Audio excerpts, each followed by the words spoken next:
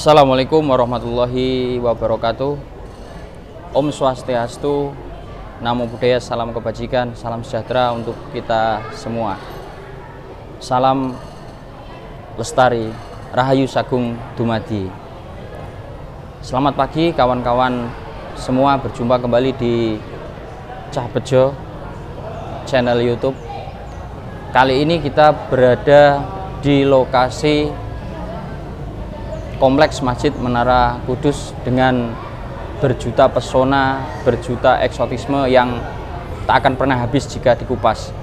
Tapi pada kesempatan pagi hari ini saya akan sedikit berbagi informasi, kita sharing belajar bersama tentang kebudayaan, yaitu tentang mitos atau juga cerita rakyat, tapi hal itu sudah dibukukan dalam bentuk karya sastra, yaitu Babat Tanah Jawa. Dalam Babat Tanah Jawa dikisahkan banyak tentang kompleks Masjid Menara Kudus dengan berbagai kontroversi, dengan berbagai informasi sejarah.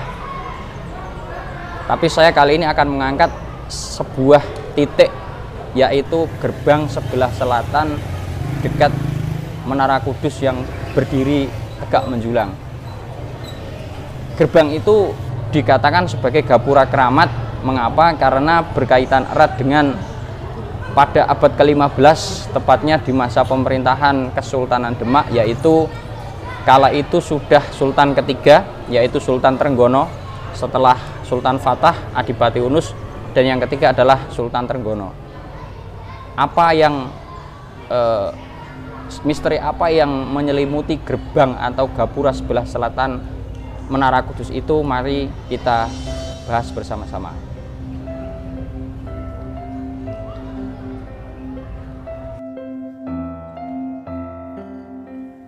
Bukan menjadi rahasia lagi bahwa Kompleks Masjid Menara Kudus menyimpan berbagai macam kisah.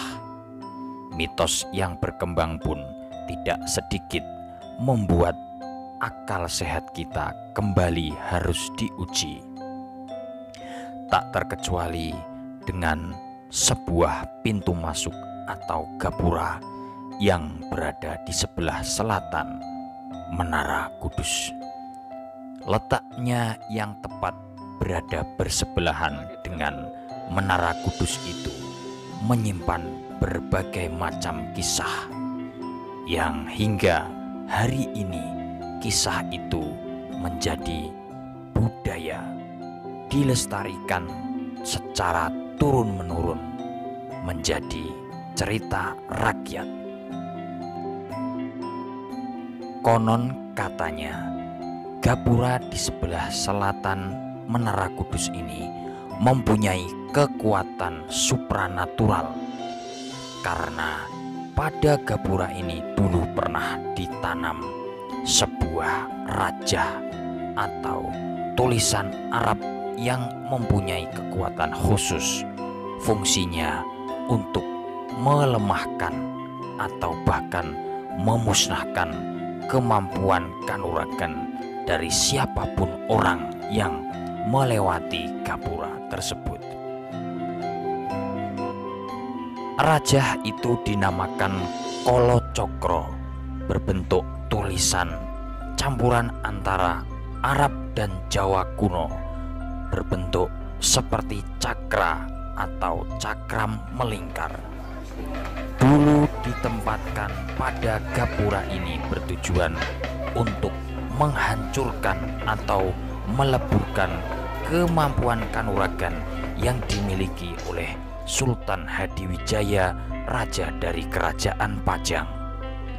Namun raja dari Kerajaan Pajang itu beserta seluruh pasukannya mengetahui bahwa gapura itu telah diberi raja, sehingga mereka dari satu rombongan tidak melewati gapura itu.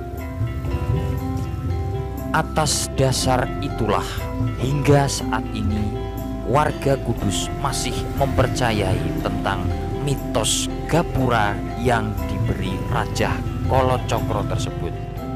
Khususnya bagi mereka para pejabat masih enggan untuk melewati pintu gerbang menuju Masjid Menara Kudus.